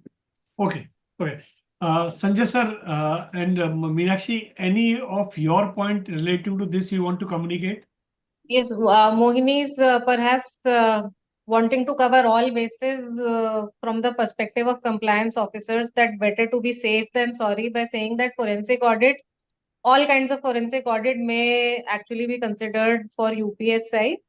But we've been conscious of restricting the scope of which kind of forensic audits should be considered as UPSI, and that is for detecting misstatement in the financials or misappropriation or siphoning. So we've tried to limit these events to just these kinds of forensic audits. So it is not any forensic audit from our perspective, but only for detection of Fraud. financial fraud. Okay. So sometimes companies doing forensic audit for their own purpose, but the point is that you have to do the test of forensic audit detecting fraud that you have to report. Okay. Right. Yeah. Okay. Next is the action initiative or order passed by any regulatory, statutory enforcement authority or judicial body against the listed entity or its director, key managerial personnel, senior management, promoter or subsidiary in relation to listed entity. I think this is very clear. Any points? Anybody wants to say anything on this? Would it contain all the actions, all the orders, even though they are not significant? They do not have any material impact. An order of check bouncing, a check of even, let's say, a check issued to a vendor, if it bounces, that would also result in a judicial order if a complaint is filed. So that we need to see whether, because in the LODR, this is in relation to search or seizure, reopening of accounts under section 130, and the provisions of chapter 14. Chapter 14, it deals with the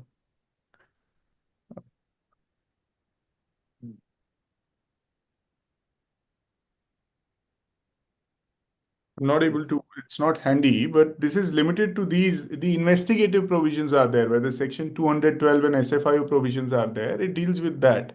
So we need to really see what kind of matters would be deemed UPSI if at all an action of regulator or a court is warranted.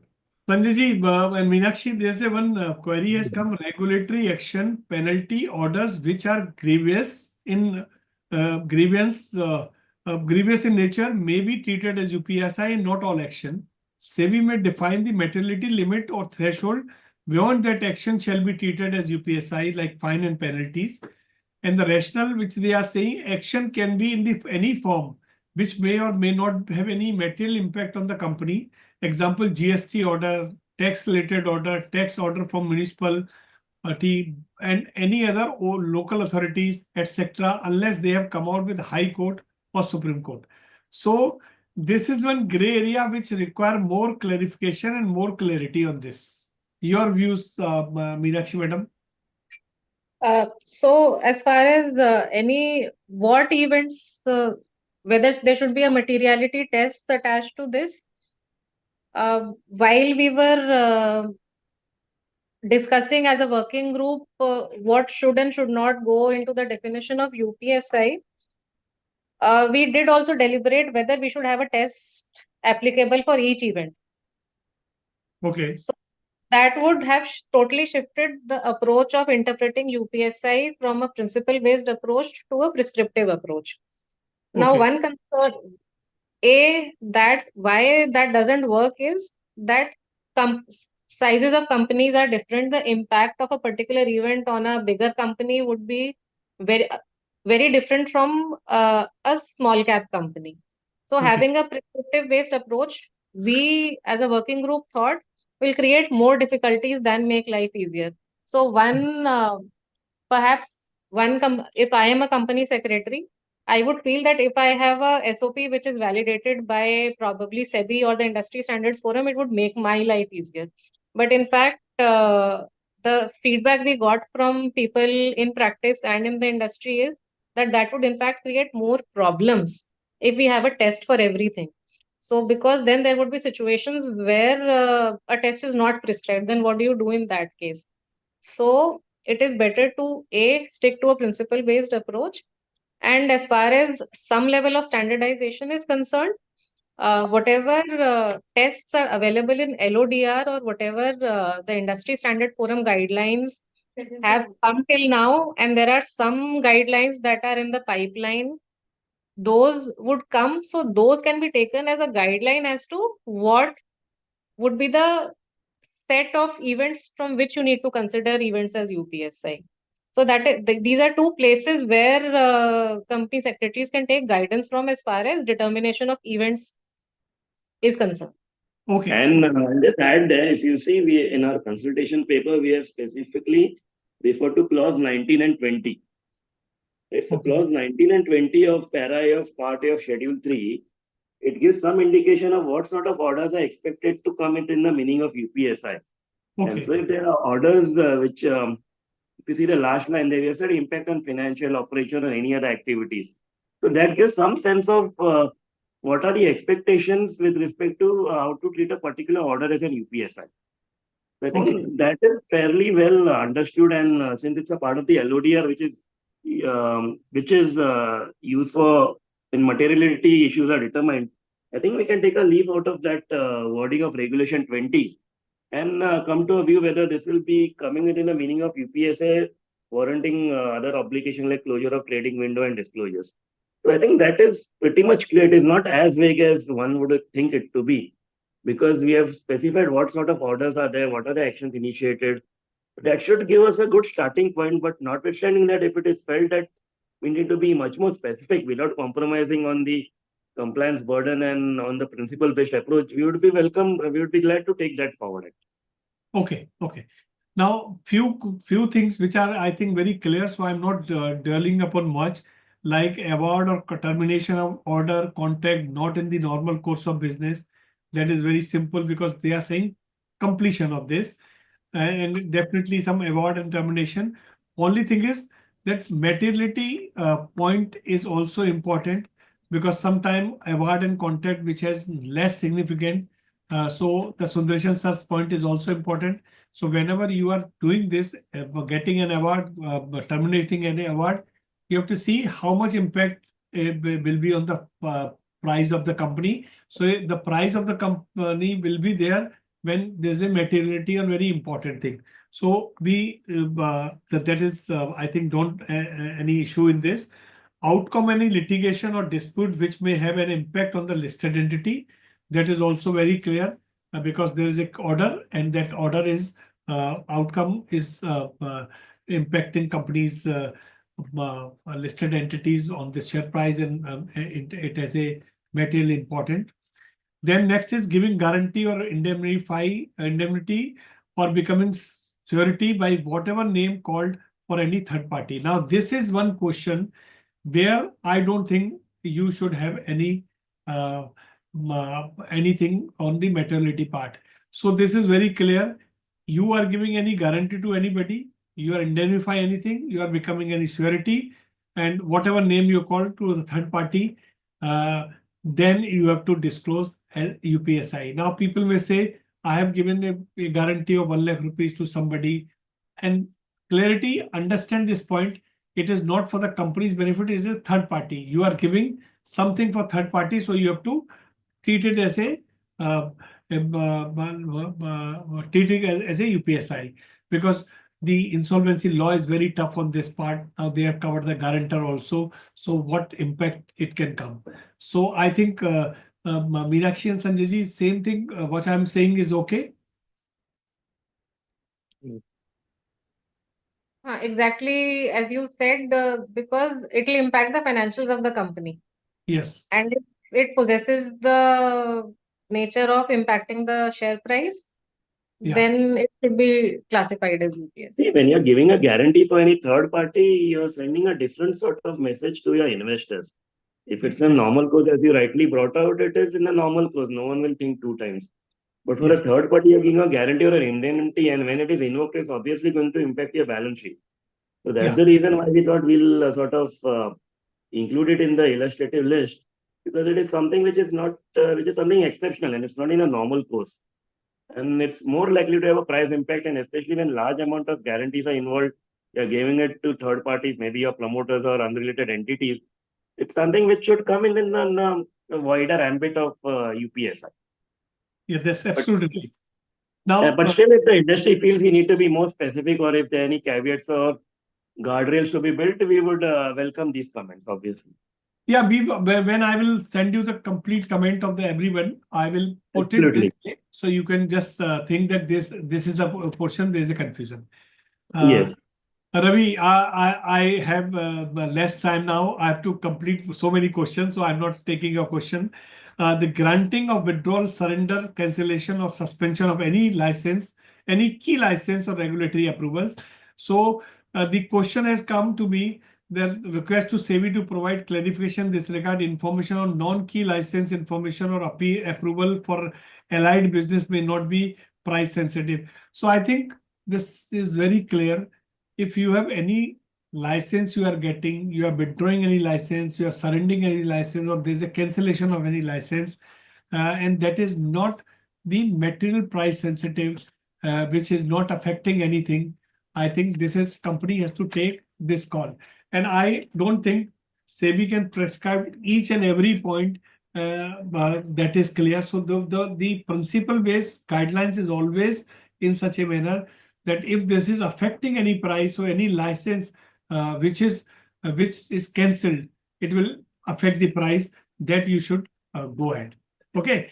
So these 13 points I have covered, but so many questions has come connected to us. So Moini, because you have to leave, so I am just asking you, there might be practical challenge with the closure of reporting of the trading window for regulation 30 specified event, as these events would in any case become public within 24 hours. How compliance of trading window closure will be complied? For example, in case of company receive changes in rating, which will anyway be disclosed to the stock exchange within 24 hours of receipt of the rating. Does it mean that before making stock exchange disclosure, the listed company need to make FDD entry and close the trading window for those persons who have received the credit rating and to whom the same has been shared? So SDD entry is just immediately you need to, it can't be said that it is only for a shorter span of time. So you need to, yes, might be, it can be immediately you need to disclose it to stock exchange, but after immediately disclosing it, you can enter. It's Okay. not, you can't avoid it. Okay. Okay. Understanding that the trading window is required to be closed and SDD is to be maintained if the proposed clause are included in UPSI definitions, so can we have framework for the period, stage of window closure and SDD maintenance for the better clarity? Already many a time SEBI has given the clarity on the SDD maintenance, and many of the FAQs has also come over this SDD maintenance. So they have mentioned very clearly in that it should be immediately, but many a time circumstances arises that prior, it has been taken as prior to, yes, it should be if it is the time permits you, but immediately the standards are immediately, so it can't be said ki, okay, 1 month after later on I come to know that it is a UPSI and I want to enter it. So better is to record simultaneously as soon as, and it's not the compliance officer's duty. The SOPs need to be framed by the company at their end, and they have to inform to every designated person that because they are designated, because they have that it's being considered that they are of such a position in the company that they can judge that this information is UPSI. So it's better that not to take to the compliance officer, create an SOPs itself, and considering the FAQs and whatever the clarification SEBI has already given. Okay. Okay. Meenakshi, disclosure of material event under SEBI LODR raises after they occur, whereas recognition of same event as UPSI will involve pre-knowledge. This pre-knowledge may not be available with compliance professional from the inception of UPSI. Hence, compliance with these requirements will require training of a larger group of senior management and hence cannot be left merely on the compliance professional. I think this is the questions you are receiving from all the compliance officer, that their responsibility is becoming more, and then they are not aware that what is happening with the promoter and the management. Is it any advice to the professional, Meenakshi? No, their request is actually justified because with any change comes a lot of uncertainty. So as regulators, what we can do is arrange for them knowledge sharing sessions and request bodies like corporate professionals to hold more such programs so that we can get to interact more with company secretaries. And also, we'll also attempt having more familiarization at an institutional level, because we've gotten this feedback time and again that there are challenges in interpretation. So the more we interact, and just one more thing I'd like to say in this is, when we as SEBI have done a study, so every company for their own events can do this study at least. That in the past, how much an event's disclosure has impacted the price. So if not a huge research, they can at least do that for their own companies, and then based on that devise their own SOPs. Absolutely right. I think you have rightly hitting the point that all companies, when they are saying that price will impact or not, so you must see your past record, whatever happening, how much even you have reported to the stock exchange. But if you follow this principle that whenever there is a information, whenever there is a out of these 13 points which are there, how much it is impacting, you must create, and that way is a guidance for you, your SOP. Thank you, Meenakshi. That's a very nice point. One more thing I would also like to add is, see, what we also intend is the tone for compliance should come from the top. As the concern is rightly placed that the compliance officers may not be aware of many things, but even at the board level, if the tone is set that we need to have a compliance culture in place, and finally, who is benefiting? It's the company and the shareholders. Because if there's an UPSI, it is to the detriment of the shareholders of the company itself. It's not that we want to put any compliance burden on someone.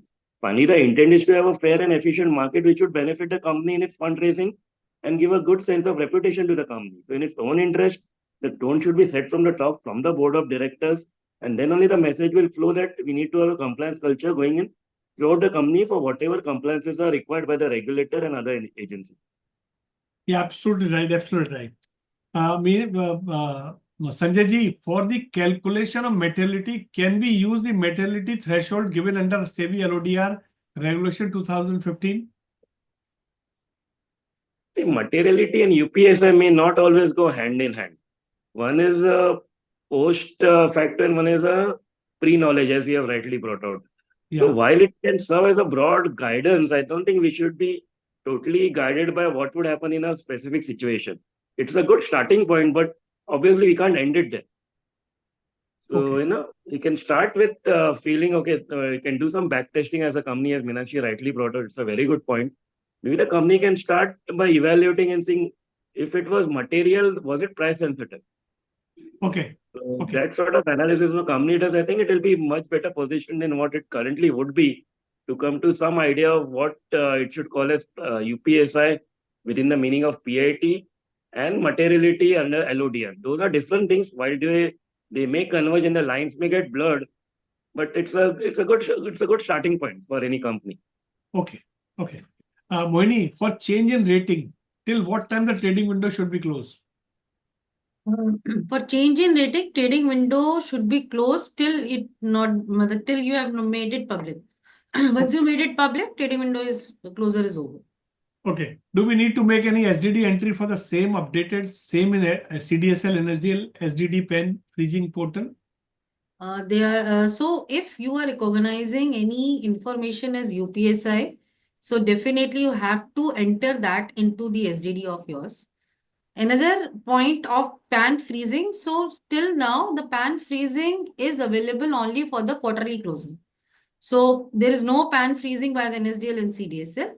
Internally, you can send a mail to the concerned persons involved that for them the trading window is closed till it is not made a public. Okay. This same should be subject to SEBI providing clear guidelines to the covering aspects such as trading window closure date, trading window opening date, whether to consider that the UPSI at the time of in-principle approval, annual limit approval, final approval of the terms, and condition of issuance and issue size. I think this is somebody is advising. So we'll make the part of the question and send it to Sanjay ji, your team. UPSI from the date of sending agenda till approval in board meeting and inform to stock exchange. So UPSI from the date of sending agenda till approval in the board meeting and inform to the stock exchange will continue?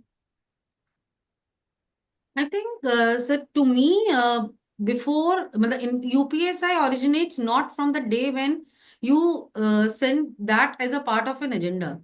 Very before that date, also the information can become a UPSI.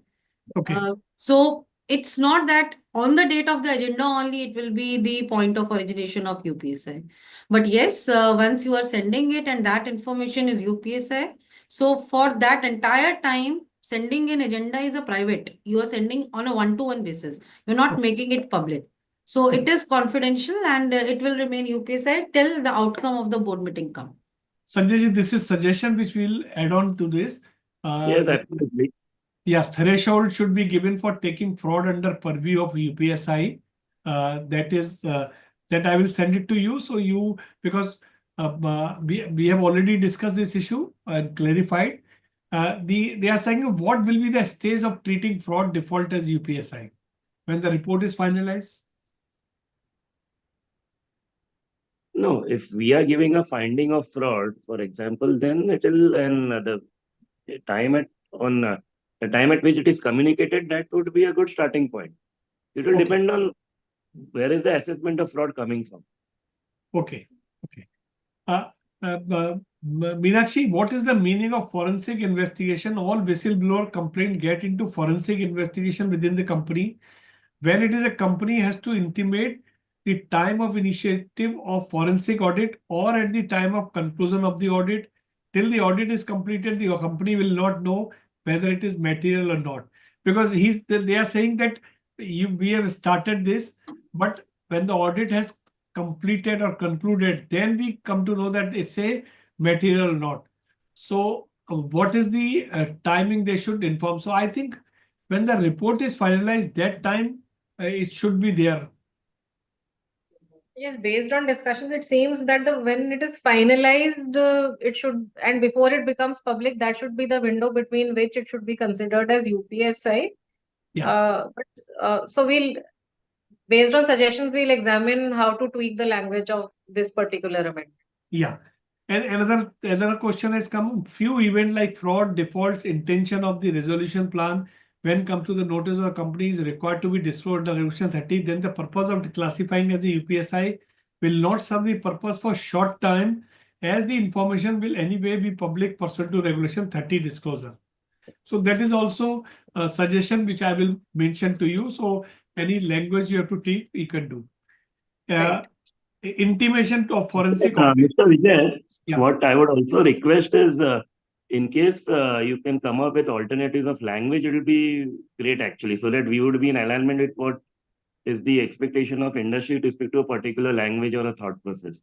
We will give. So if illustrative languages or proposals can be given, so now we can take a leaf out of that and make sure that we are aligned, because we don't want to have a language which again we end up clarifying through some guidelines or FAQs. So to the extent possible, if we could, if we could request your team, if you could give us illustrative languages, which we will have a good starting point. Yeah, so we that will. We don't have confusion in the way it is interpreted or read. Yeah.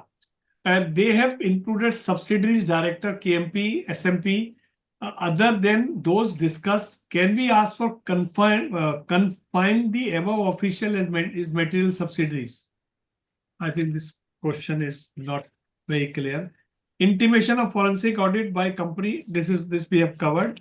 Now, few questions there. In many of the event, stock exchange need to be informed within 24 hours. How should the SDD be maintained in such case? Moini.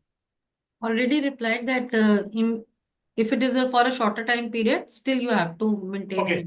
Due to increase in number of events covered under UPSI, compliance also increased. What is the panelists think about this challenge? I think it is not an increase of compliance, it is decrease of the compliance, because you have a clarity.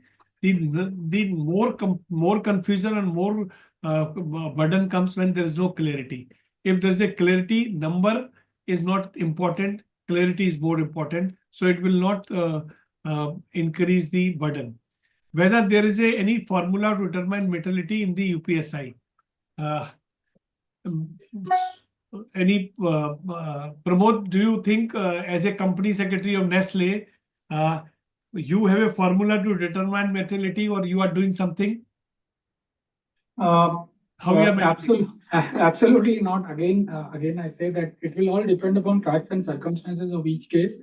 And there is a broad principle given, which is that it may likely to materially affect the share price. I think that is the important thing.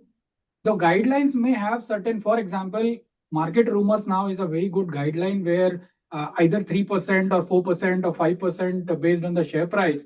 There is a benchmark that have to look for example, a rumor if the share price hits 3% or 4% or 5%. If we apply the same criteria, it depends again upon the company to company, but still that criteria is a good criteria to apply with in the beginning. And over a period of time, based on the events or information that has been disclosed to the stock exchange, based on the pattern of the share price, we may decide that 3%, 4%, or 5% is enough or not. Okay, because the paucity of time, I'm not taking all the questions, but I'm assuring you, all of you, that these questions which you have sent, we will send it to SEBI, and now SEBI has given this responsibility also that we can modify the language. So we will take up the question and try to modify this. So I'm not taking further questions, though questions are good, but because we have done a poll of all 13 questions, so I just want to display the poll so everybody should recognize, because today majority listed companies, company secretaries, and the compliance officer were there. So Shivam, can you just quickly show the all 13 questions of poll? Okay. So the first question is including change rating, the rating change. Agree 22, agree 31, partially agree 24. So this is agree part. So disagree and strongly disagree is 24. So it means that more or less people are agreeing on this. Next. Second is the fundraising. I think 70% people, 80% people are agreeing. So it is okay. Next. The in agreement, whatever name, change in control, that is also 80-90% people are agreeing. So this is also okay. Next, default and fraud. Strongly agreed 31, 24 agreed, and partially agreed 27. So this 19% people are either disagree or strongly disagree. So this is also approved from the people side. Next. Change in key manager person, that is also very clear. So Sanjay ji, you can understand where the majority people are agreeing. It means that is very clear, and wherever partially and disagree number is higher, it means that require your intervention, that people are a little bit skeptical about this. So we will work on this and we will put the question accordingly. Yes, of course. Yeah. So change key manager person. Next, Shivam. The restructuring one-time settlement also agree 54 and strongly agree 21. So only disagree is 13. So this is also okay. Next. That is admission of binding of petition. That is also 12% is disagree, 18% partially agree. So that is also majority is agreeing. Next. The forensic audit. Now this is the question where partially and disagree and strongly disagree. So this number, and then the question is also become. So we have to focus on this language part and clarification part. Next. That is in action order regulatory statutory. Now this is question where you can see 32% partially agree and disagree 26 and 8. So it means more than 60% people are on this lower category. Only 34% are agreeing. So it means this particular thing requires more clarity on this. Next. This definition of PI, this merger, demerger, I think this majority is agreeing, so no problem in this. Next. Outcome of litigation dispute which have impact on listed company. I think this is also because disagree is 21%. So that is another part where we have discussed that litigation dispute which may impact the listed entity. But why people are not clear on this? So let me just mapping the questions which has come, and then we'll submit to you. Last one. Next one, Shivam. Indemnity the guarantee. Now this is also disagree 34% and 3%.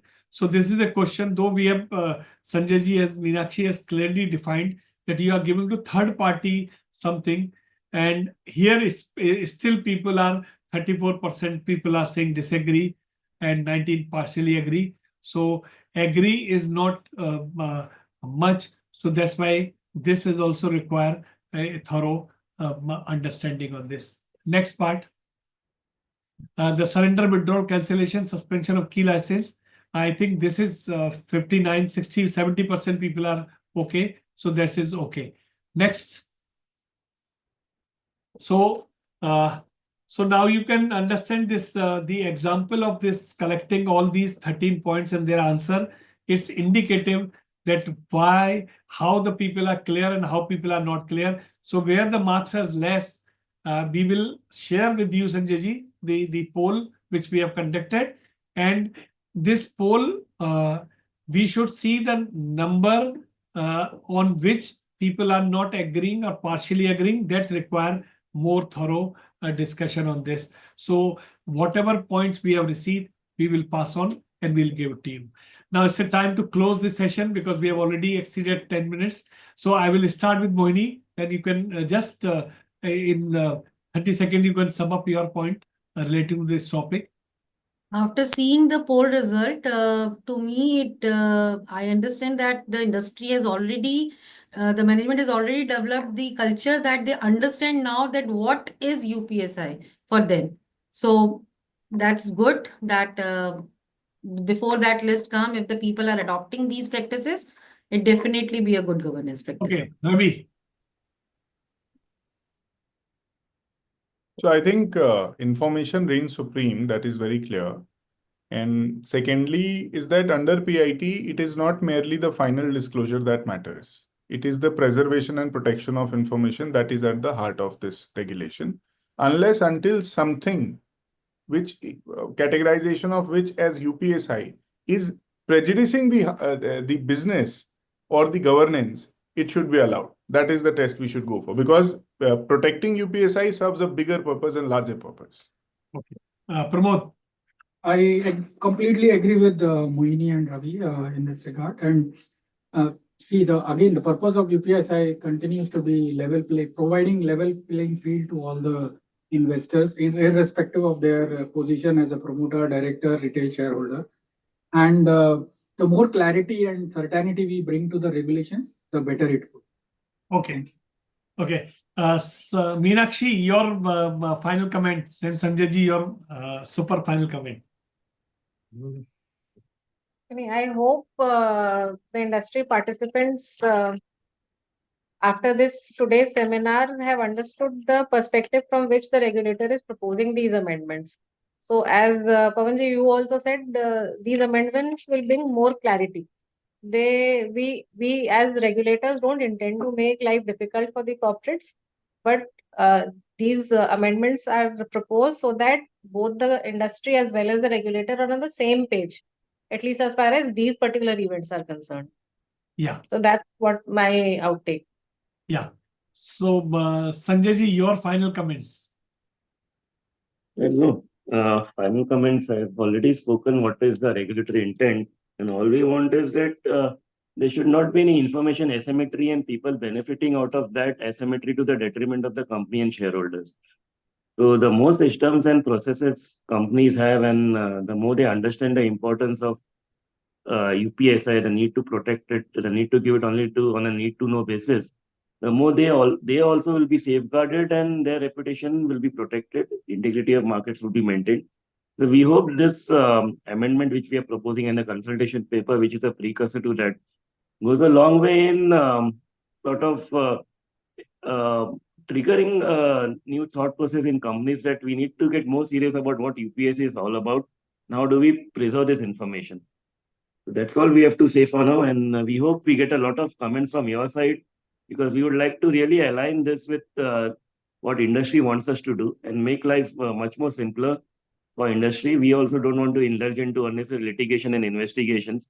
So if this goes a long way in enunciating some basic principles, I think it would be a win-win situation for both the regulator as well as for the industry. So the best part, Sanjay ji, your last sentence which you have mentioned, that see the change of the regulatory mindset. Now they are saying that they preempting everybody that the law should be clear, so there should not be any ambiguity and less litigation, less inspection, less investigation on unnecessary point of view. The clarity of law is there. I think this is the best part. This is the future role of regulator, where they want to create a ease of doing business and create a way for doing business.